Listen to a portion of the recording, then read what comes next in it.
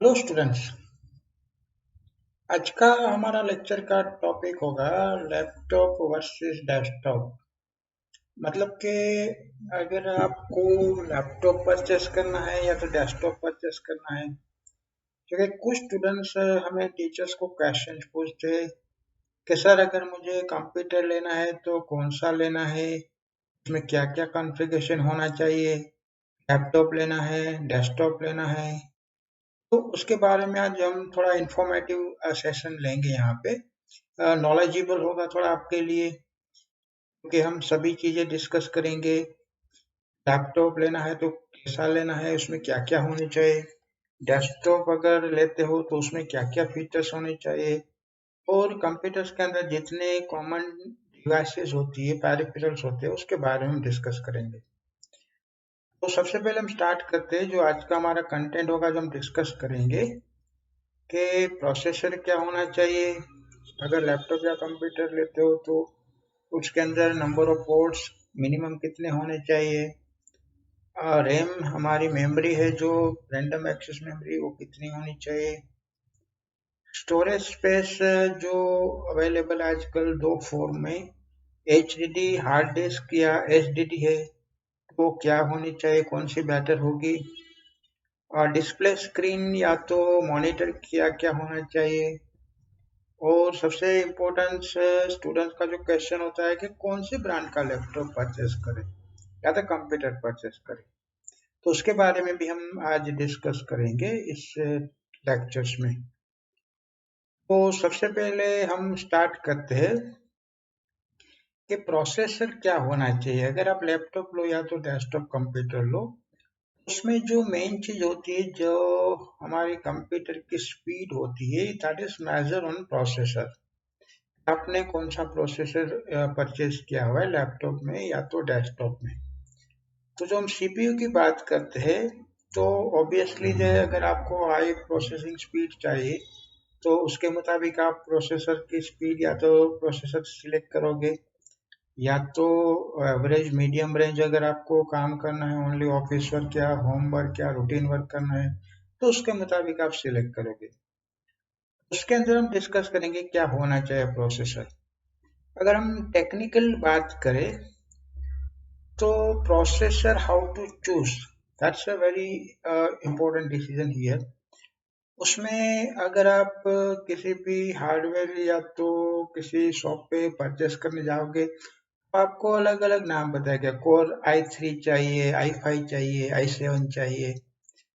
तो if you are the beginners, if you are the new in a computer field, आपको पता नहीं कि i3 क्या होता है, i5 क्या होता है, तो आपको यहाँ पे आपकी रिक्वायरमेंट के मुताबिक डिसीजन लेना है, आपको कौन सा प्रोसेसर वाला लैपटॉप या तो कंप्यूटर परचेस करना है। मान लो कि अगर आप की बेसिक रिक्वायरमेंट है, तो उसके लिए बजटेड प्रोसेसर जो आजकल मार्केट में आउट ऑफ डेट है, फिर भी कुछ लोग पर सेल कर रहे हैं, जैसे एटम प्रोसेसर है, सेल्ट्रॉन प्रोसेसर है या पेंटियम प्रोसेसर है। तो वो आप का बेसिक जो वर्क है, एवरीडे वर्क जिसे हम बोलते हैं, ये सर्फिंग करना है, नॉर्मल स्ट्रीमिंग करना है या लाइट ऑफिस वर्क है, आप सेलेरॉन या पेंटियम कंप्यूटर या तो उस प्रोसेसर का कंप्यूटर परचेस कर सकते हो। That is sufficient and it also in budget here. But अगर आपके पास थोड़ा सा बजट भी है और आपको एवरीडे लाइफ में अगर 4K videos, HD videos and processing speed चाहिए, दैट्स पर office work and routine work के लिए, तो better you can go for the i3 here. और अगर आपको बोथ पर्सनल एंड बिजनेस दोनों पर्पस के लिए कंप्यूटर लेना है, तो better you can go for the i5 here. और उससे भी ज्यादा इंटेंसिव बिजनेस यूज है, या तो आप गेमिंग पर्पस के लिए परचेस कर रहे हो कंप्यूटर, या मल्टीटास्किंग पर्पस के लिए, मतलब कि एक साथ आप मल्टीपल टास्क कर रहे हो, प्रोफेशनल हो, अगर आप बिजनेसमैन हो कि अगर आपका वर्ड भी ओपन है, वर्ड प्रोसेसर भी, आपका बिजनेस एप्लीकेशन भी ओपन है, आपका डिजाइनिंग सॉफ्टवेयर भी बैकग्राउंड में ओपन है, और आप बैकग्राउंड में चैटिंग भी कर रहे हो, तो अगर इस तरह का अगर मल्टीटास्किंग वर्क है आपका, तो आपको Core i7 परचेस करना चाहिए। अब हम डिस्कस थोड़ा बेसिक ही करेंगे कि Core i3, i5, i7 उसमें जो मेजर डिफरेंस होता है, क्योंकि प्रोसेसर होता है उसके अंदर नंबर ऑफ कोर्स, उसको लेयर बोलते हैं। अगर जितने लेयर ज्यादा होंगे उतनी उसकी प्रोसेसिंग स्पीड ज्यादा होगी। उसको हम एक वीडियो में भी देखेंगे लास्ट में, एंड में, Core i3, i5 और i7 में क्या डिफरेंस है। परफॉर्मेंस के लिए अगर हम बात करें तो you can select here better, display, processor and RAM. वो तीन चीजें जो मेजर होती है जिसपे आपका कंप्यूटर या तो आपका लैपटॉप का परफॉर्मेंस डिपेंडिंग होता है। तो आपको ये तीन ही चीजें ध्यान में रख के आपको या तो लैपटॉप या तो डेस्कटॉप परचेस करना चाहिए। अगर आपको पता नहीं है कि कौन सा आपका परफॉर्मेंस या तो आपकी यूज क्या है, आपकी रिक्वायरमेंट क्या है, तो आप यहाँ पे थोड़ा सा बेसिक जो पर्पस, जैसे मीन्स लाइट यूज पर्पस के लिए अगर आप यूज कर रहे हो, मेजोरिटी जहाँ पे ब्राउजिंग, वेबसाइट करनी है, वीडियोस देखने हैं, सोशल मीडिया जैसे फेसबुक, व्हाट्सएप अगर आपको यूज करना है, and light office work, document work जिसे हम बोलते हैं, अगर उतना वर्क करना है जिसको हम लाइट वर्क यूज पर्पज के लिए बोलते हैं, तो जैसे हम देखा क्या है, प्रोसेसर में आपका एटम सेल प्रोसेसर या तो पैंटियम प्रोसेसर होना चाहिए। मिनिमम अगर 2 GB रैम होगी देन इट्स ऑल्सो सफिशिएंट, और हार्ड डिस्क स्टोरेज के लिए minimum 250 GB hard disk sufficient है। इतनी चीजें अगर आपके पास होगी तो आपका जो लाइट यूज, जैसे हमने देखा कि ब्राउजिंग है या तो वीडियो मूविंग वॉचिंग या तो सोशल मीडिया है, तो उसके लिए आपको इतनी ज्यादा रिक्वायरमेंट नहीं होगी। तो it is sufficient in this configuration here. But मान लो कि अगर आपका थोड़ा मीडियम यूज है, मीडियम यूज का मतलब कि अगर आप इंटेंसिव वर्क कर रहे हो, तो वहां पे आपको कोर i3 प्रोसेसर लेना चाहिए। मिनिमम वहाँ पे 4 से 8 GB की रैम होनी चाहिए, क्योंकि आजकल जो मिनिमम स्टैंडर्ड हो गया, अगर आप कोई भी लैपटॉप या तो डेस्कटॉप परचेस करने जाते हो, तो वहाँ पे मिनिमम 4 GB से रैम स्टार्ट होती है, 4 to 8 GB, depends your requirement.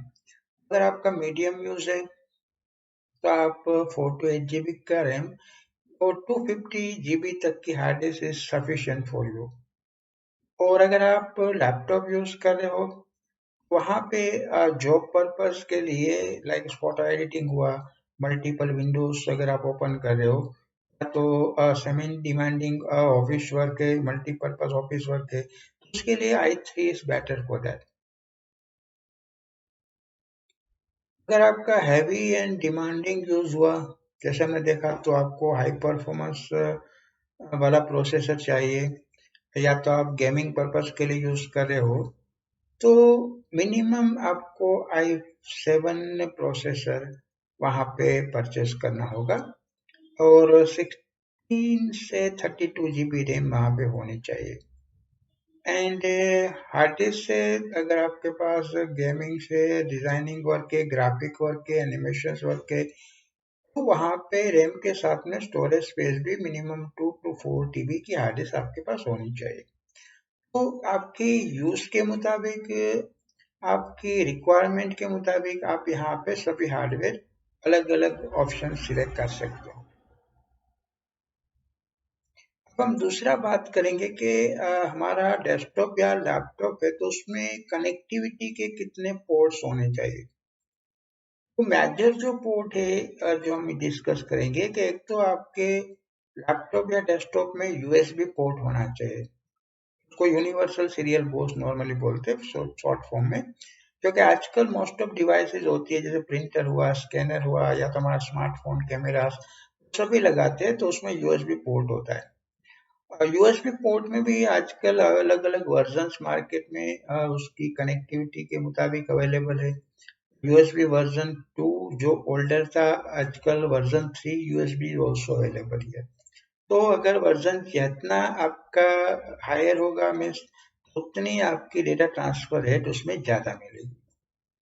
उसके अलावा अगर आप लैपटॉप यूज करते हो तो उसमें कार्ड रीडर होना चाहिए, that is up to your requirement.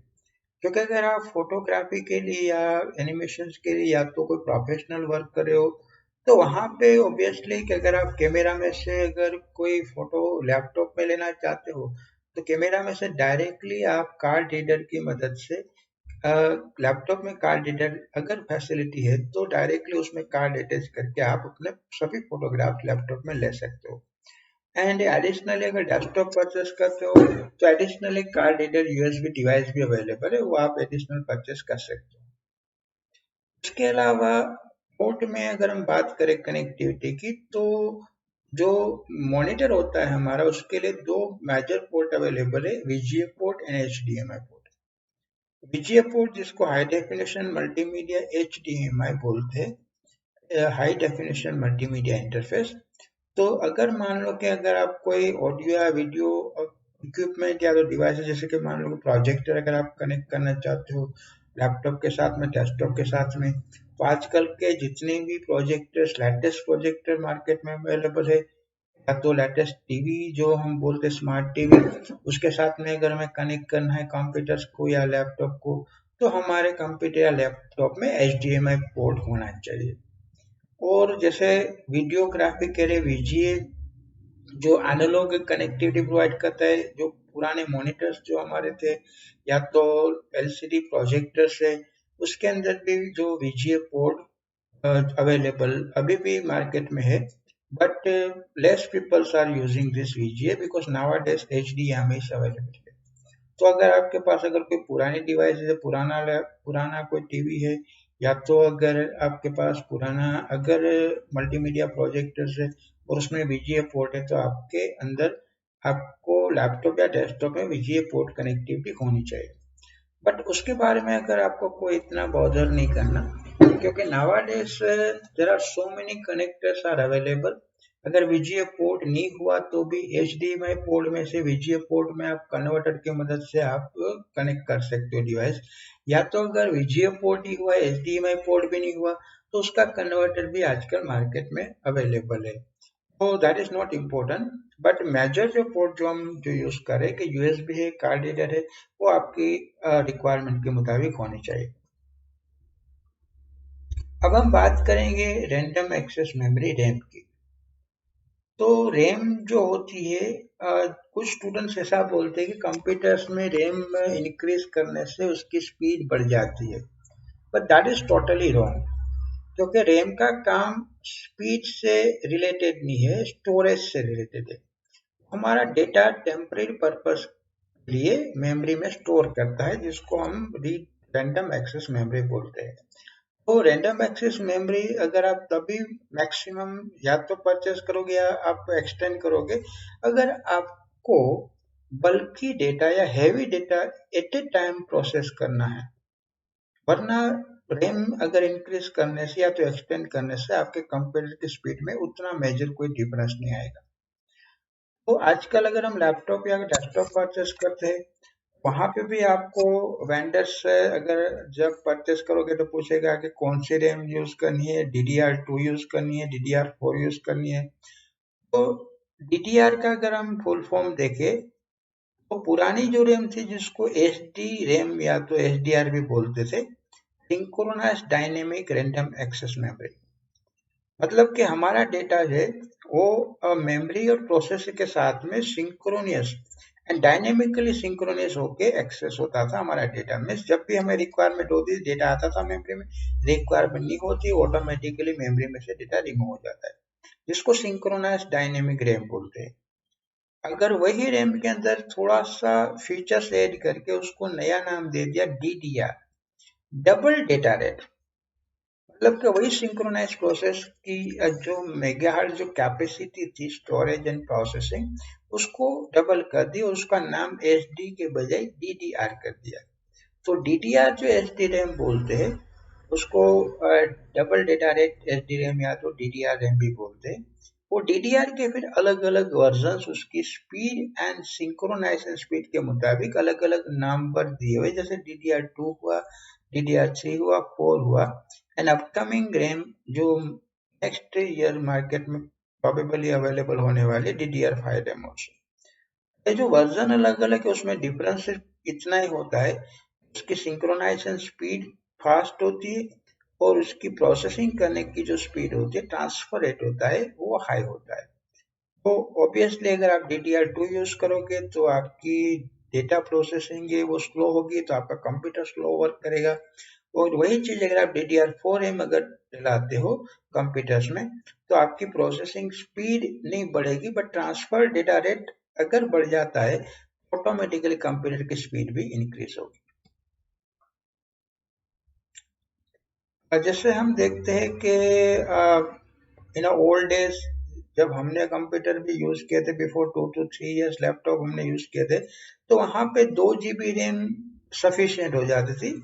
But nowadays minimum 8 या 4 GB रैम इज रिक्वायर्ड है, क्योंकि आपके प्रोसेसर के मुताबिक, आपकी हार्ड डिस्क की डेटा ट्रांसफर के मुताबिक आपके पास रैम है वो comparatively as per your process and as per your data होनी चाहिए।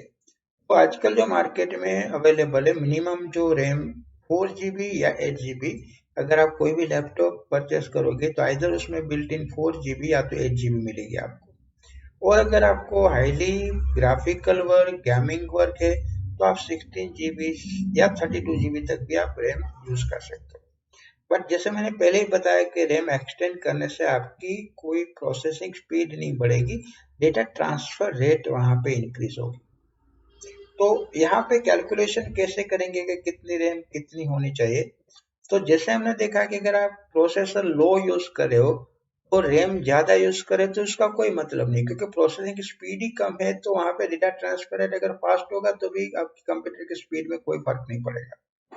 और अगर आपका प्रोसेसर हाई हैंड है, अगर आप कम रैम यूज कर रहे हो, तो भी वहां पे इतना मेजर डिफरेंस नहीं होगा कि प्रोसेसिंग स्पीड के मुताबिक हमारी रैम सिंक्रोनाइज होनी चाहिए। प्रोसेसिंग अगर इतनी स्पीड से प्रोसेस कर रहा है तो उसको इतनी स्पीड से डेटा ट्रांसफर मिलना चाहिए। तो वो आप प्रोसेसर के मुताबिक आप RAM 4 GB, 8 GB, 16 GB select कर सकते हो। अब बात करते हैं स्टोरेज स्पेस, हार्ड डिस्क की। हार्ड डिस्क ड्राइव, जिसको फुल फॉर्म शॉर्ट फॉर्म में HDD बोलते हैं, हार्ड डिस्क ड्राइव, वो स्टोरेज डिवाइस जहाँ पे हमारा डेटा लॉन्ग टर्म स्टोर कर सकते हो।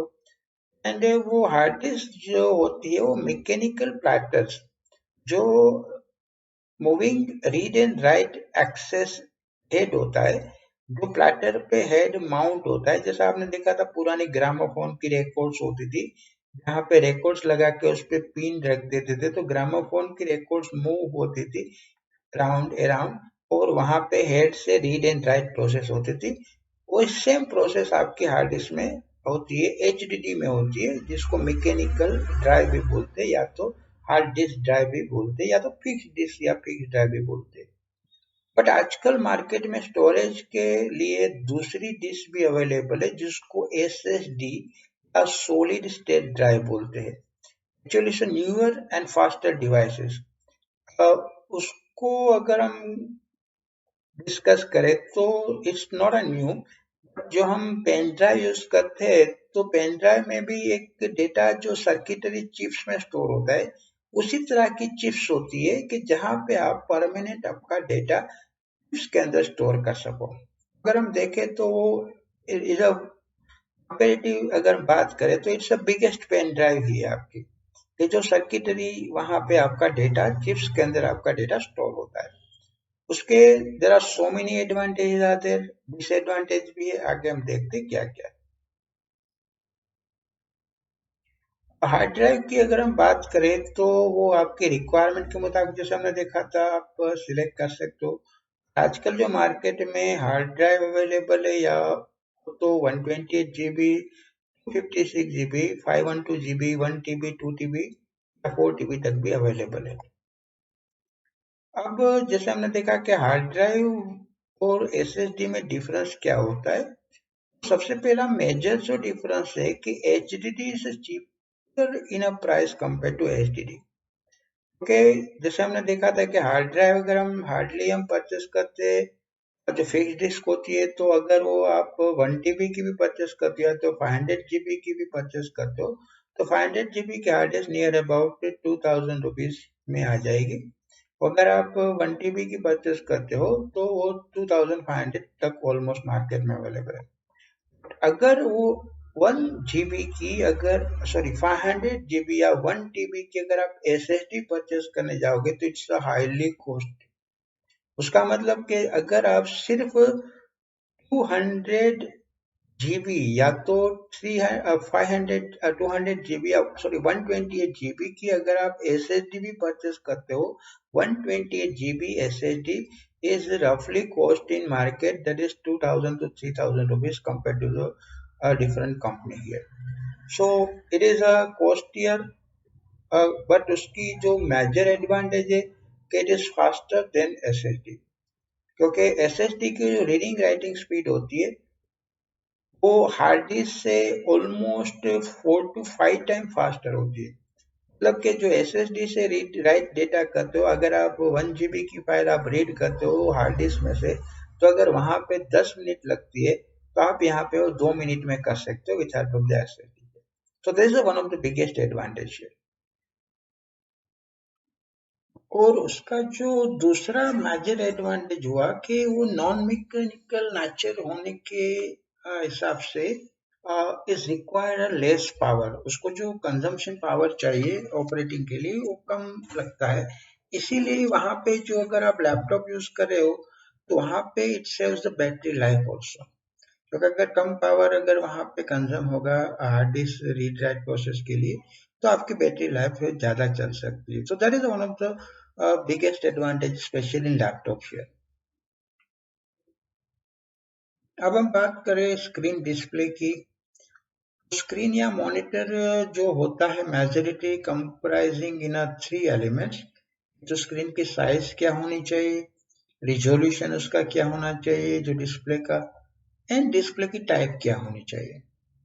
तो वो हम डिस्कस करते हैं वन बाय वन कि अगर आप गेमिंग पर्पस के लिए यूज कर रहे हो तो ऑब्वियसली आपके पास वाइड स्क्रीन, बड़ा स्क्रीन होना चाहिए फॉर इम्पोर्टेंस पर्पज ये। और अगर आप नॉर्मल यूज कर रहे हो वर्क पोर्टेबल या तो फिर बिजनेस ओनर पर्पस के लिए काम कर रहे हो तो मिनिमम साइज का मॉनिटर भी सफिशिएंट फॉर यू। तो स्क्रीन साइज सबसे पहले हम डिस्कस करेंगे कि there are different sizes are available in market here. और साइज में हम बात करें तो जैसे स्क्रीन या तो मॉनिटर की साइज होती है that is measure in diagonal. इसका मतलब कि अपर लेफ्ट कॉर्नर से लेके बॉटम अप राइट कॉर्नर तक जो होता है उसकी जो हाइट या विड्थ होती है that is measure in screen size. मतलब कि हॉरिजॉन्टल या वर्टिकल मेजर नहीं होता कि हॉरिजॉन्टल इतना है वर्टिकल इतना है। डायगोनली आपका स्क्रीन की जो साइज होती है दैट इज मेजर है, जैसे टेलीविजन सेट में होता है। तो दैट इज अवेलेबल। अगर हम लैपटॉप की बात करें तो लैपटॉप 10.1 इंच का स्क्रीन से स्टार्ट होकर आजकल मार्केट में बिग स्क्रीन साइज भी अवेलेबल है। 11 inch, 12 inch, 13 inch, 14, 15 almost all ranges are available. 21 inch तक का लैपटॉप स्क्रीन साइज भी मार्केट में अवेलेबल है। But the big screen size is required is also only for that purpose कि अगर आप कोई बिजनेस पर्पज के लिए या तो गेमिंग पर्पज के लिए यूज करें। अदरवाइज स्टैंडर्ड अगर हम लैपटॉप स्क्रीन की बात करें तो दैट इज 19 इंच या 17 inch laptop is also batted here. और अगर मॉनिटर की बात करें तो monitor is available in different sizes. 14 inch से स्टार्ट होकर 19, 20, 24, 27 इवन 34 इंच के मॉनिटर भी मार्केट में अवेलेबल है। तो अगर कोई प्रोफेशनल वर्क करना है, आपको मल्टीटास्किंग वर्क करना है कि एक साथ अगर आप 10 या 12 विंडो स्क्रीन पे ओपन है, 3-4 विंडोज में आप एक साथ काम कर रहे हो तो आपको बिगर साइज 24 इंच या 27 इंच का मॉनिटर परचेस करना है। वरना नॉर्मल जो हमारा मॉनिटर होता है उसकी स्टैंडर्ड साइज 19 या 21 inch is sufficient for the normal work. अब हम एस्पेक्ट रेशियो की बात करें तो जो स्क्रीन का जो डायगोनल साइज होता है, monitor aspect ratio detail is relationship between width and height. कि आपकी मॉनिटर की विड्थ कितनी और हाइट कितनी होनी चाहिए, जिसको हम हमारे मूवी की लैंग्वेज में सिनेमास्कोप बोलते हैं। कि अगर हमारा मॉनिटर, जो पुराने मॉनिटर थे वो स्क्वायर साइज में अवेलेबल थे, तो हमारा जो स्क्वायर साइज विथ और हाइट दोनों सेम होती थी, तो वहां पे आपको जो आपका जो इमेज है उसका जो एस्पेक्ट रेशियो है स्क्रीन का वो 4:3 बोलते हैं। मतलब के 4 inch wider and 3 inch height. अगर वही चीज आजकल के मॉनिटर या तो स्क्रीन में या तो टेलीविजन में देखते हैं, तो उसकी विथ इंक्रीज हो गई। मतलब कि 16:9 इंच कंपेरेटिवली, कि अगर आपका मॉनिटर है अगर 20 इंच का है, तो 16:9 के रेशियो में वो विथ और हाइट में डिवाइड होगा। 21 इंच डिवाइड इंटू 16:9, कि 6 इंच की विथ और 9 इंच की आपकी हाइट होगी। और अगर वही चीज आजकल लेटेस्ट आप टेलीविजन देख रहे हो तो again is available in bigger with year, तो उसका जो रेशियो होगा 21:9 है। तो वो डिपेंड्स कि आप कौन सा मूवी, कौन सा पर्पस के लिए आप डेस्कटॉप या तो लैपटॉप यूज कर रहे हो। बट आजकल जो मार्केट में स्टैंडर्ड जो रेशियो चल रहा है दैट इज 16:9, क्योंकि आपने देखा होगा almost every laptops are available in 16:9 ratio with here. अब हम बात करें डिस्प्ले रिजोल्यूशन की, तो resolution indicate number of pixel that comprising image on screen. कि हमारी स्क्रीन में जो इमेज बनती है, या तो जो हम फोटोग्राफ्स देख रहे हैं या तो कंटेंट देख रहे हैं, जो इमेज देख रहे हैं, तो that is made up with a small point जिसको पिक्सल बोलते हैं।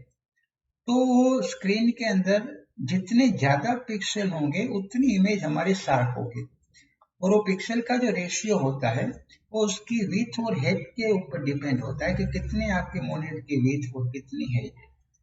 तो उसको अगर हम बात करें तो तीन जो मेजर रिजोल्यूशन आजकल मार्केट में अवेलेबल है, इवन टेलीविजन में भी है। एचडी है, फुल एचडी है और अल्ट्रा एचडी, जिसको हम 4K भी बोलते हैं। तो अगर एचडी की बात करें या तो उसको एचडी रेडी बोलते हैं, तो उसका जो स्क्रीन का रिजोल्यूशन है उसका मतलब कि 1 इंच जो होता है स्क्रीन की साइज, उसमें 1080 इंटू 720 पिक्सल, उतने पिक्सल्स वहां पे डिस्प्ले होंगे, उतने स्मॉल पॉइंट डिस्प्ले होंगे अगर आपका रिजोल्यूशन एचडी हुआ, या उसको 720 पिक्सल रिजोल्यूशन भी बोलते हैं। वो एचडी रेडी होता है, एचडी नहीं होता। बट अगर हम फुल एचडी की बात करें, एफएचडी स्क्रीन अगर आप परचेस करते हो, उसका रिजोल्यूशन आपका मैक्सिमम जो होता है 1920 इंटू 1080, और उसको नॉर्मली 1080 या फुल एचडी भी बोलते हैं। और अगर आपका स्क्रीन अल्ट्रा एचडी या तो 4K रिजोल्यूशन सपोर्ट करता है, तो उसके अंदर मैक्सिमम 3840 से लेके 2160 पिक्सल्स अवेलेबल होने चाहिए। तो उसका मतलब अराउंड 8 मिलियन पिक्सल इन 1 इंच। तो ऑब्वियसली जो फुल एचडी है उससे 4 टाइम आपके पिक्सल्स उतनी साइज में अगर डिस्प्ले होंगे तो हमारी इमेज शार्प होगी compare to full HD also. तो हमारी प्राइस पे डिपेंड करता है मॉनिटर, क्योंकि अगर आप एचडी मॉनिटर लोगे और अल्ट्रा एचडी लोगे तो very vast difference between monitor price और इवन स्क्रीन। अगर आप लैपटॉप की भी परचेस करते हो एचडी या फुल एचडी, तो उसमें भी डिफरेंस होगा। जैसे यहाँ पे हम रेजोल्यूशन का एक डेमोन्स्ट्रेशन देखते हैं कि उसमें क्या डिफरेंस आएगा। वही पिक्चर जो हम देख रहे हैं कि फुल एचडी होगा तो 1080 पिक्सल से बना होगा, उससे थोड़ा अगर आप शार्प देखो तो 4K अल्ट्रा एचडी 216 और 8K फुल अल्ट्रा एचडी जिसको बोलते हैं वो हाई रिजोल्यूशन, जिसमें आप देख रहे हो clarity, colours and image is also brilliant compare to this full HD.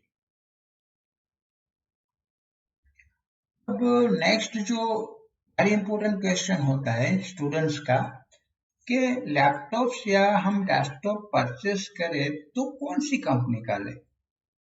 कि स्टूडेंट्स जब भी हमारे पास आते हैं तो पूछते हैं सर कौन सा लैपटॉप लेना चाहिए, सैमसंग लेना चाहिए, सोनी लेना चाहिए, डेल लेना चाहिए, लिनोवो लेना चाहिए। तो यहाँ पे प्रेफरेबल अगर हम ब्रांड की बात करें तो almost full branch company providing computer or laptop in various models. There are different models is available in different companies here. आपको यहाँ पे मेजर जो 4 या 5 फैक्टर है उसको ध्यान में रख के आपको कंप्यूटर या लैपटॉप परचेस करना है। इसमें सबसे पहला वेरी इंपॉर्टेंट फैक्टर आएगा मॉडल, क्योंकि कई बार क्या होता है कुछ मॉडल्स उसी ब्रांड कुछ कंपनी के अंदर ही अवेलेबल होते हैं। दैट्स डिपेंड्स कि अगर वो मॉडल्स अगर आपको लगता है it is in your budget और in your price, then better you can go for this company. But उससे पहले आपको दो चीजें डिस्कस करनी होगी कि कोई भी अगर एक लैपटॉप आप परचेस करते हो या डेस्कटॉप परचेस करते हो, दो डिफरेंट कंपनी के हैं, तो आपको वहां पे अगर सेम कॉन्फ़िगरेशन हुआ, उसके अंदर भी i3 प्रोसेसर है, इंटेल का प्रोसेसर है, DDR4 रैम है, 1 TB की हार्ड डिस्क है, वो भी सेम ब्रांड है, ऑलमोस्ट सेम ब्रांड है, मॉनिटर की रिजोल्यूशन हुई है, अगर सेम कंपैरिजन अगर आप दोनों की कॉन्फ़िगरेशन है तो आपको अगर ब्रांड सिलेक्ट करने से पहले दोनों की प्राइस वहां पे कंपेयर करनी होगी। If any company is providing comparatively low price then better to go for that. क्योंकि अगर सेम प्राइस में अगर आपको अगर वही चीज मिलती है तो सिर्फ ब्रांड को आप ध्यान में रख के अगर हाईएस्ट प्राइस दोगे तो that is not important. But सिर्फ वो कंपैरिजन प्राइस इंपॉर्टेंट नहीं होता, मॉडल्स एंड फीचर भी आपको देखने होते कि कई बार अगर प्राइस में थोड़ा सा डिफरेंस या वेरिएंट होता है तो उसमें कुछ फैसिलिटी या फीचर्स ज़्यादा होते हैं या तो उसके मॉडल्स थोड़े डिफरेंट होते हैं, तो आपको वो भी ध्यान में रखना है एज पर योर बजट। तीसरा एक वेरी इंपॉर्टेंट जो फैक्टर आएगा परचेस करने के दौरान कि हमारा जो लैपटॉप होता है स्पेशली या डेस्कटॉप हो उसमें वारंटी होगी वो ऑन साइट या ऑफ साइट होगी। सबसे पहले तो वारंटी कितनी होगी, 1 ईयर या 3 ईयर, वो आपको देखना है। तो जितनी ज्यादा वारंटी होगी उतना आपको कम प्रॉब्लम्स होगा अगर कोई प्रॉब्लम होता है इन फ्यूचर तो दूसरी on site end of site. On site का मतलब कि अगर मान लो कि अगर आपने लैपटॉप परचेस किया हुआ है तो मान लो कि अगर आप ऑनलाइन परचेस करते हो तो ऑनलाइन अगर परचेस कर लिया आपने लैपटॉप, आफ्टर फ्यू मंथ्स अगर कुछ प्रॉब्लम आई, अगर आपके पास जो ऑन साइट वारंटी होगी तो आपको सिर्फ उस कंपनी की साइट में जाके कंप्लेन बुक करानी होगी। तो कंपनी का इंजीनियर आपके घर पे आके वो लैपटॉप चेक करेगा, पॉसिबल होगा तो वहीं रिपेयर करेगा या तो फिर वो खुद ले जाएगा and it also deliver again. So इसको ऑन साइट वारंटी बोलते हैं। आपको वो भी देखना है कि अगर वो फीचर हो तो दैट इज बेस्ट ईयर, क्योंकि हमें ना तो कहीं कंपनी का सर्विस सेंटर ढूंढना है, वहां पे जाना है, देना है, लेना है, से उस झंझट से हम बच सकते हैं अगर ऑन साइट वारंटी वाली अगर हम कंप्यूटर या तो लैपटॉप परचेस करते। अगर ऑफ साइट हुआ दैट ऑल्सो बेटर कि कंपेरेटिवली अगर प्राइस थोड़ा डिफरेंट हुआ तो आप ऑफ साइट वारंटी वाला भी ले सकते हो। नेक्स्ट जो पॉइंट आएगा लैपटॉप के लिए, जब लैपटॉप आप परचेस करो तो उसके अंदर मेजर चीजें का आप ध्यान में रखोगे कि आपकी उस लैपटॉप की बैटरी लाइफ कितनी है। मतलब कि लैपटॉप ही होता है, कई कंपनी के होते हैं तो उसमें बैटरी लाइफ कम होती है। Generally battery life is depends upon number of cells in a battery, कि 2 सेल 4 सेल 8 सेल कितने होते हैं। बट कई बार कुछ कंपनी के लैपटॉप होते हैं उसमें सेम सेल 4 सेल या 8 सेल की बैटरी होती है, फिर भी कुछ company specifically battery life they are providing comparatively more than other. तो आपको वो देखना है कि एक लैपटॉप अगर आपको मिनिमम अगर आप 100% बैटरी चार्ज करो तो 4 आवर्स या 5 आवर बैकअप प्रोवाइड करता है। अगर वही कंपनी कोई अगर आपको 6 ईयर या 5-7 ईयर अगर आपको बैटरी लाइफ प्रोवाइड करता है तो battery you can go for that here, क्योंकि लैपटॉप में सबसे ज्यादा इंपॉर्टेंट चीज होती है battery.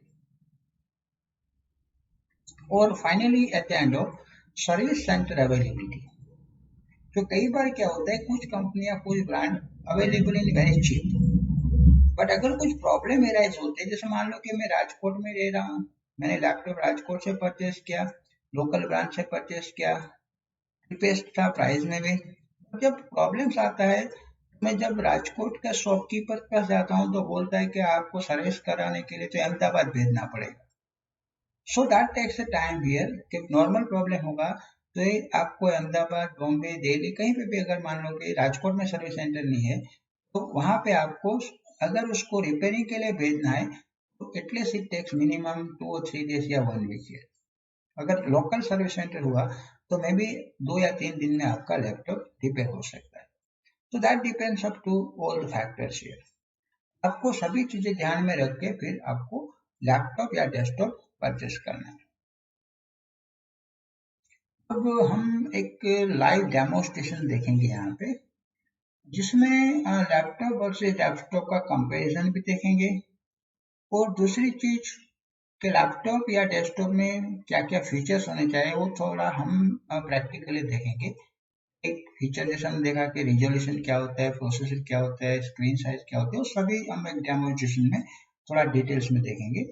And after will see that how and which laptop और विच डेस्कटॉप और एज पर रिक्वायरमेंट हमें क्या परचेस करना चाहिए, that you can decide yourself here. So now let's check it out the demonstration. Laptop खरीदना है, कौन सा खरीदना है? i3, i5 या i7? अरे भैया कितने जीबी की रैम चाहिए? 2 GB, 4 GB या 8 GB?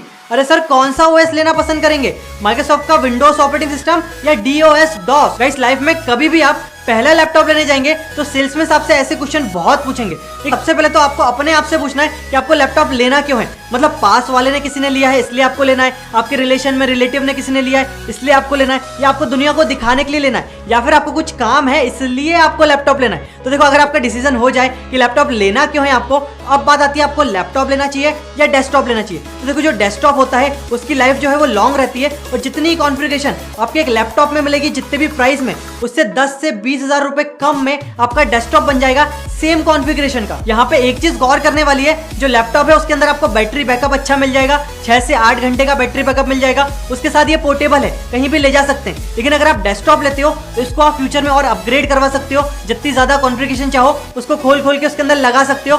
उसके साथ इसके अंदर जो है वो आपकी परफॉर्मेंस जो है वो लैपटॉप से अच्छी मिलेगी। तो गाइस अगर हमने डिसाइड कर लिया कि हमको लैपटॉप लेना है, तो अब जो सबसे बड़ी बात है लैपटॉप के अंदर वो आती है भैया जो प्रोसेसर है वो होगा कौन सा, क्योंकि मार्केट में अलग अलग तरीके से प्रोसेसर आते हैं लैपटॉप के अंदर। तो 2 कंपनी है बड़ी बड़ी, पहली है इंटेल, दूसरी है AMD। घुमा फिरा के मार्केट में रिसर्च करने जाओगे और लोगों से पूछोगे कि भैया AMD का प्रोसेसर अच्छा है कि इंटेल का अच्छा है, तो लोग यही बोलेंगे कि अगर आप 20,000 से नीचे का लैपटॉप ले रहे हो तो आप AMD का प्रोसेसर देख सकते हो, क्योंकि जो AMD का प्रोसेसर है उसकी पावर थोड़ी ज्यादा रहती है, लेकिन उसकी जो प्राइस है वो कम रहता है इंटेल के कंपैरेटिव में। लेकिन जो 20,000 से नीचे का प्रोसेसर लेते हो उसमें जो इंटेल के प्रोसेसर की जो पावर है वो कम रहती है, इसलिए बोला जाता है 20,000 से कम के नीचे AMD आप देख सकते हो। लेकिन 20 से 30,000 के ऊपर जो भी लैपटॉप लोगे वो भैया इंटेल का ही लीजिए, AMD का लेने का कोई मतलब ही नहीं है। अब जो हमारा इंटेल है ये अलग अलग तरीके के प्रोसेसर्स बनाता है, Pentium 4 है, डुअल कोर है, Core 2 Duo है, i3 है, i5 है, i7 है। अब ऐसा मत समझिए कि जनरेशन चल रहा है, i3 मतलब 3rd जनरेशन, i5 मतलब 5th जनरेशन,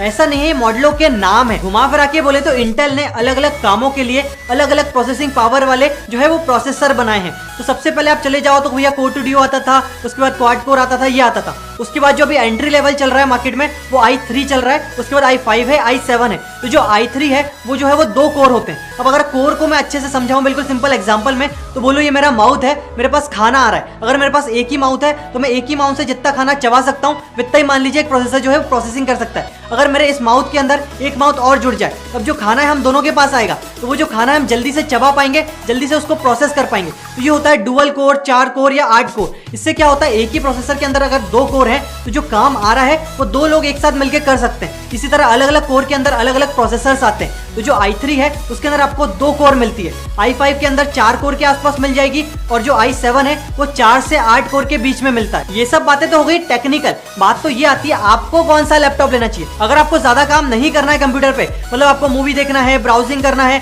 सिंपल छोटी छोटी एप्लीकेशंस चलाना है, तो i3 आपके लिए बेस्ट है, क्योंकि आप i5 और i7 जाओगे तो इतना काम आपका प्रोसेसर तो कर देगा, लेकिन आपके पास काम ही नहीं है उससे करवाने का, तो मतलब ही नहीं है ज्यादा पैसा देने के लिए i5 को, i7 को। अब अगर आपके पास काम है वीडियो एडिटिंग का, फोटोशॉप का, आपको एडिट करना है चीजें, या आपके कॉलेज में कोई सॉफ्टवेयर है आपकी ब्रांचेस से रिलेटेड, ऑटोकैड है या बहुत सारे सॉफ्टवेयर आते हैं, वो सब चलाना है, तो भैया i3 मत लीजिएगा, क्योंकि उसके अंदर दम नहीं है ये सारे काम करने की।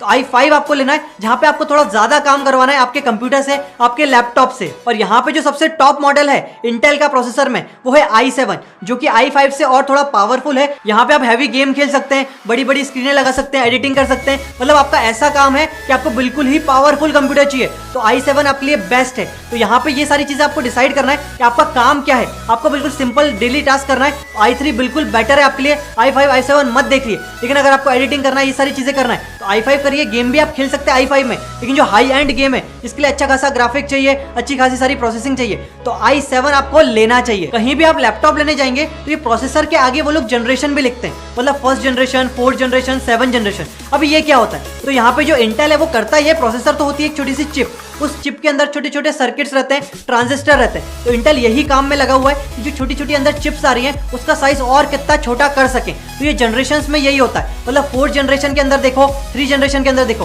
तो 28 नैनोमीटर के छोटे छोटे ट्रांजिस्टर थे। अब जो 5th जनरेशन है, 6th जनरेशन है, उसमें 28 से और छोटा हो गया, 14 नैनोमीटर हो गया। तो यही करता रहता है इंटेल हर साल कि कैसे भी अपने प्रोसेसर को और छोटा बनाया जाए और उसके अंदर जो ट्रांजिस्टर है उसको छोटा करा जाए ताकि उसके अंदर पावर कम हो तो लैपटॉप की बैटरी बैकअप बढ़ जाए। तो भैया प्रोसेसर के बाद जो लैपटॉप का सबसे मेन कंपोनेंट है वो है रैम, जिसको बोलते हैं रैंडम एक्सेस मेमोरी। तो देखो होता क्या है, प्रोसेसर का काम है प्रोसेसिंग करना, जो प्रोसेसिंग के लिए जो चीजें आती जाएगी उसको प्रोसेस कर करके वो आउटपुट देता जाएगा। लेकिन ये जो प्रोसेसिंग के लिए चीजें आ रही हैं, आपने क्या विंडो ओपन करी है, आप गेम खेल रहे हो, आप ब्राउजर चला रहे हो, तो हर एक चीज जो है आपने खोली हुई है ऑपरेटिंग सिस्टम के अंदर, तो जो भी काम जो है वो प्रोसेसर के पास जाएगा उसके पहले उसको मेमोरी में स्टोर करके रखना पड़ेगा। तो यहाँ पर रैम का कॉन्सेप्ट आता है, जो चीजें हम चला रहे हैं, जो चीजें हमारी मेमोरी में स्टोर है वो रैम के अंदर होता है, जो कि फटाक से यहाँ से रीड कर सकता है प्रोसेसर, तो फटाक से सारे आउटपुट रैम को दे सकता है। तो जितनी ज्यादा रैम होगी उस हिसाब से आप ज्यादा से ज्यादा मल्टीटास्किंग कर पाएंगे। लेकिन यहाँ पे एक चीज और ध्यान में रखनी है कि आप अगर i3 को 8GB 16GB रैम दे दोगे तो बात ये हो जाएगी कि आपके पास छोटा सा रोम है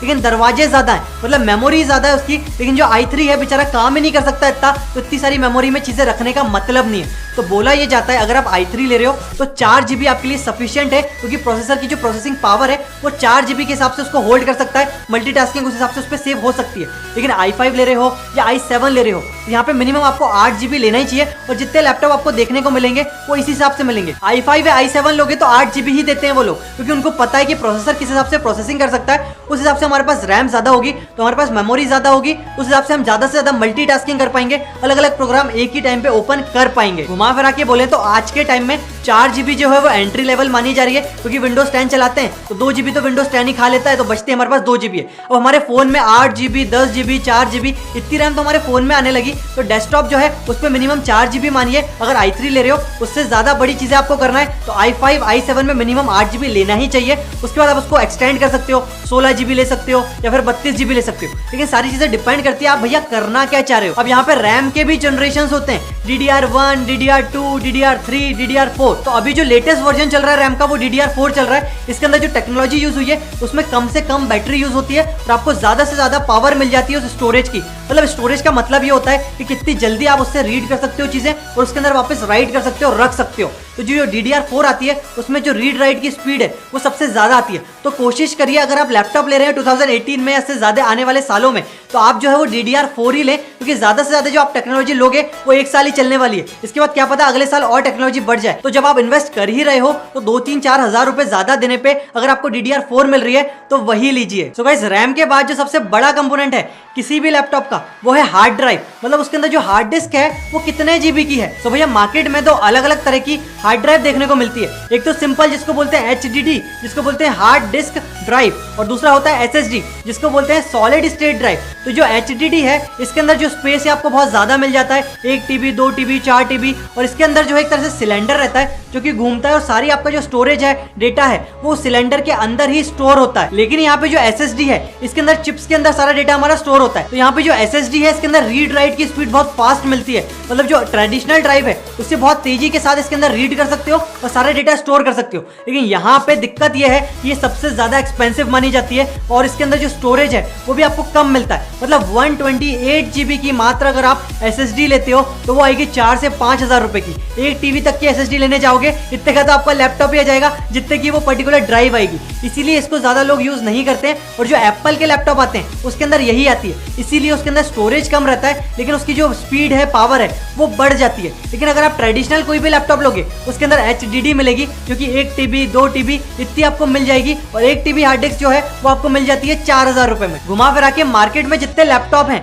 ज्यादातर लैपटॉप आपको SSD नहीं देते हैं, बस आपको यही देखना है कि वो 500 GB दे रहे हैं कि 1 TB दे रहे हैं, तो उस हिसाब से उसका रेट भी अप डाउन हो जाता है। तो जो भी आप लैपटॉप ले रहे हो उसमें आप देख लो कि वो SSD वाला है कि HDD है, अगर HDD है तो उसके अंदर कितना आपको स्पेस मिलने वाला है। तो भैया ये तो सारी बातें हो गई हार्डवेयर की। अब बात आती है भैया सॉफ्टवेयर की। तो मार्केट में आप कोई भी लैपटॉप लेंगे तो उसके अंदर अगर आपको माइक्रोसॉफ्ट का विंडोज ऑपरेटिंग सिस्टम मिल रहा है इंस्टॉल्ड, इसका मतलब यह है 6 से 7 हजार रुपए वो कंपनी माइक्रोसॉफ्ट को दे रही है और वो पैसा आपसे ले रही है उसी लैपटॉप में। तो घुमा फिरा के बोले अगर आप सेम कॉन्फ़िगरेशन का लैपटॉप, सेम हार्डवेयर का आप अगर बिना ऑपरेटिंग सिस्टम का ले रहे हो तो आपको जो है वो कॉस्ट 6,000 रुपए कम हो जाएगी। तो यही होता है जब भी आप कोई लैपटॉप लेते हैं तो उसके अंदर वो लोग आपसे पूछते हैं कि आपको ऑपरेटिंग सिस्टम चाहिए विंडोज का, तो भैया ये रेट आएगा। अगर आपको नहीं चाहिए तो आपको DOS डॉस दे देंगे, लिनक्स दे देंगे। तो ये जो ऑपरेटिंग सिस्टम है ये फ्री है, लेकिन वो ज्यादा यूज नहीं होते। तो उनका कहने का मतलब ये होता है कि अगर आप लैपटॉप ले रहे हो और OS भी हमारे से लोगे तो जो लाइसेंसिंग का फी है 6 से 7 हजार रुपए वो हम लोग पे करने वाले। या तो आप हमसे दिलवा लो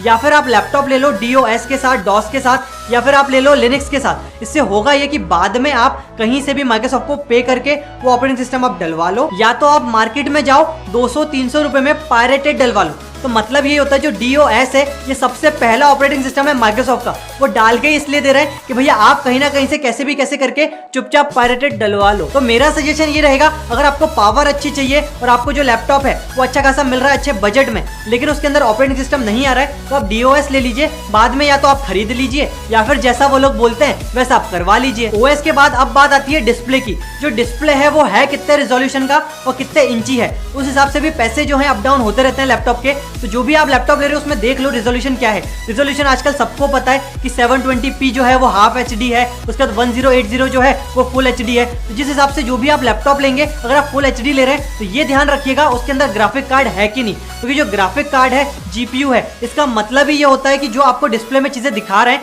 वो दिखा कैसे रहे, प्रोसेस कैसे कर रहा है। तो अगर आपका फुल HD है और ग्राफिक कार्ड ही नहीं है तो मतलब ही नहीं है फुल HD लेने का, क्योंकि आपका CPU इतनी प्रोसेसिंग कर ही नहीं पाएगा फुल HD की, क्योंकि CPU जो है वो बाकी कामों में लगा रहेगा। डिस्प्ले दिखाने के लिए आपको ग्राफिक कार्ड लेना पड़ेगा। तो ग्राफिक कार्ड का काम ही ये रहता है कि आपको कैसे ज्यादा से ज्यादा HD में डिस्प्ले दिखा सके। तो अगर आप गेमिंग करते हो या ऐसी चीजें करते हो तो CPU रैम के साथ ग्राफिक कार्ड भी अलग से देखिए उसके अंदर है कि नहीं है। नहीं है तो ऐसे लैपटॉप लीजिए जिसमें 2GB 4GB जो है वो ग्राफिक कार्ड हो, ताकि बाद में आपको दिक्कत ना हो। मतलब प्रोसेस तो हो रहा है लेकिन आपको दिखेगा ही नहीं क्योंकि आपके अंदर ग्राफिक कार्ड ही नहीं। तो भैया घुमा फिरा के ये सारी बातें तो हो गई, एक बेसिक लैपटॉप कैसे लेना है। अब बात आती है लैपटॉप के ऊपर आपको मेकअप कितना लगाना है। मेकअप मतलब होता है वो दिखने में क्या क्या होगा और क्या क्या नई फंक्शनैलिटी होगी। यानी अगर आप खुद योगा नहीं करते हो तो आप लैपटॉप को योगा करा लो। तो भैया योगा वाले लैपटॉप आते हैं जो कि पूरा घूम जाते हैं, पता नहीं क्या क्या हो जाता है। उसके बाद उसके अंदर फिंगरप्रिंट स्कैनर है कि नहीं, वो सारी चीजें भी होती हैं। उसके बाद होता है कि भैया हमारा लैपटॉप जो है वो टच स्क्रीन है कि नहीं। मतलब घुमा फिरा के लैपटॉप है,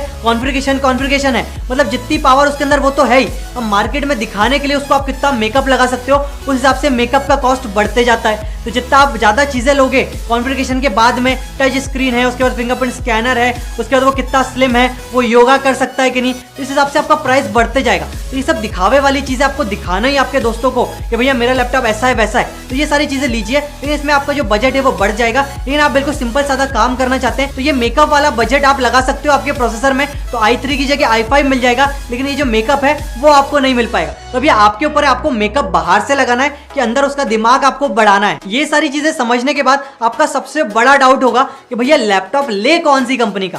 देखो अलग अलग कंपनी के लैपटॉप आते हैं। आपको सबसे पहले तो कॉन्फ़िगरेशन देखना है कि आपको चाहिए क्या, और वित्तीय कॉन्फ़िगरेशन अलग अलग ब्रांड में कितने कितने रुपए की आ रही है। अब आपको समझना है कि ये इतना कम में आ रहा है, ये इतना ज्यादा में आ रहा है, तो भैया क्यों आ रहा है। यहाँ पे जो अलग अलग ब्रांड है आपको यही देखना है कि उनकी आफ्टर सेल सर्विस कितनी अच्छी है। मतलब अगर लैपटॉप खराब होता है, कुछ होता है, तो वो कितनी जल्दी सारी चीजें सही करके देंगे। तो मैं डायरेक्टली तो आपको नहीं बता सकता आपको कौन सा लैपटॉप लेना चाहिए, क्योंकि अलग अलग सिटीज में अलग अलग सर्विस सेंटर्स होते हैं। तो वो सब पता कर लीजिए कि आपकी सिटी में किसका सर्विस सेंटर है, ताकि कुछ खराबी हो तो आप वहां तक जा तो सको। लेकिन मैं आपको अब ये बता देता हूँ एक प्रायोरिटी बेसिस पे कि किस हिसाब से आपको ब्रांड देखना चाहिए मेरे पर्सनल व्यू के हिसाब से। तो सबसे पहले आपको देखना चाहिए HP के लैपटॉप, उसके बाद एसर के लैपटॉप, उसके बाद डेल के लैपटॉप, उसके बाद जितनी कंपनियां चलती हैं वो सब आप देख सकते हैं। अब इस हिसाब से आप पता लगा सकते हैं कि कौन सी कंपनी में क्या चीजें मिल रही है और क्या रेट आ रहे हैं। तो गाइस अगर आपने डिसाइड कर लिया है लैपटॉप लेना कहाँ है, कौन सा है, तो एक चीज ध्यान रखिएगा, जो भी आप लैपटॉप लेंगे उनकी जो लाइफ टाइम रहती है, जो उनकी वैलिडिटी रहती है, मतलब कितने दिनों में खराब हो जाते हैं, वो होती है 2 से 3 साल। जितनी वो लोग वारंटी दे रहे हैं आपको लैपटॉप की कंपनी वाले, इतने दिन तो सही चलेगा, लेकिन उसके बाद दिक्कतें आना स्टार्ट होती है, मेंटेनेंस लगता है और फिर पैसा लगता है। तो मैं सजेस्ट करूंगा अगर कभी भी आप लैपटॉप लें तो उसकी एक्सटेंडेड वारंटी लें, ताकि होता है कि 2-3 साल बाद लैपटॉप लैपटॉप खराब होगा ही होगा, इसकी लाइफ टाइम होता है। तो आप ये कर सकते हो कि अभी 2-3 हज़ार रुपए दे के बाद में जो 5-10 हज़ार रुपए लगने वाले हैं 2 साल बाद, वो आप बचा सकते हो। तो लोग क्या सोचते हैं, इतना बड़ा लैपटॉप ले लिया, अब एक्सटेंड क्या कराओ, तो यही होता है। तो जो भी कंपनी आपको मैन्युफैक्चरिंग में देती है वारंटी, उसके बाद ही लैपटॉप होना खराब होता है। तो मैं सजेस्ट करूंगा जितना ज्यादा हो सके, जो भी ऑफर चल रहे हो, जो भी एक्सटेंडेड वारंटी चल रही हो, वो जरूर लें। 2 से 3 से 4 साल जो है वो एक्सटेंड करवा लें आपकी वारंटी, ताकि बाद में आपको दिक्कत ना हो। अभी 50,000 30,000 का लैपटॉप ले रहे हो, 2-3 हज़ार रुपए और दे दो, ताकि बाद में फ्यूचर उसका सेव हो जाए, ताकि लैपटॉप में खराबी हो तो आपका पैसा जेब से ना लगे, सारी चीजें warranty. So now at the end of the conclusion, जो आज हमने देखा कि मेजर जो टिप्स हमने देखी आज, नॉलेजेबल टिप्स के लैपटॉप परचेस करना चाहिए, डेस्कटॉप परचेस करना चाहिए, उसमें प्रोसेसर क्या होना चाहिए, कनेक्टिविटी पोर्ट क्या होनी चाहिए, स्टोरेज क्या होना चाहिए, मेमोरी कितनी होनी चाहिए, स्क्रीन एंड मॉनिटर्स क्या होनी चाहिए, एंड कौन से ब्रांड का लैपटॉप परचेस करना चाहिए।